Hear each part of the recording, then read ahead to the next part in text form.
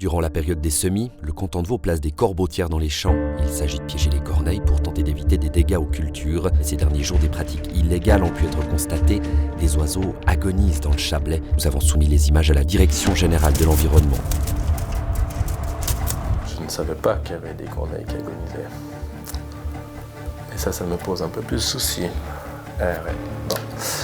Au Moyen-Âge, on enfermait les sorcières dans des cages et en 2022, on fait pareil avec les corneilles. J'ai reçu beaucoup de téléphones ces derniers jours de personnes qui ont trouvé ça absolument choquant, qui voulaient savoir ce que c'était. Et pour éviter au département de la faune de devoir payer des subsides aux agriculteurs, c'est préconisé d'aller tuer ces corneilles. Et Frédéric Hoffmann ne peut articuler aucun chiffre sur des subsides économisés, car trop de facteurs ont un impact sur les corvidés. Il précisait toutefois ainsi le cadre et la légalité des pièges avant de voir nos images. Le but n'est pas de réguler l'effectif. Le but, c'est créer un effet dissuasif.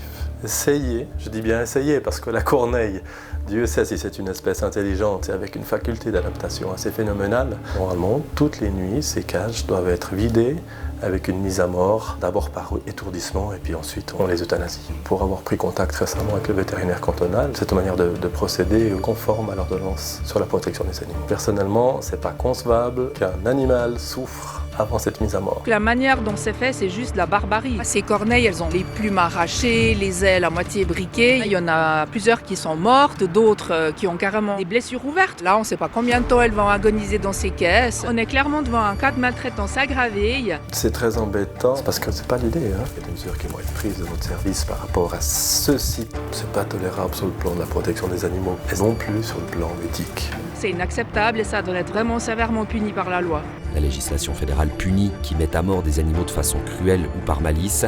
La peine encourue est de 3 ans ou plus et de 180 jours d'amende s'il agit par négligence.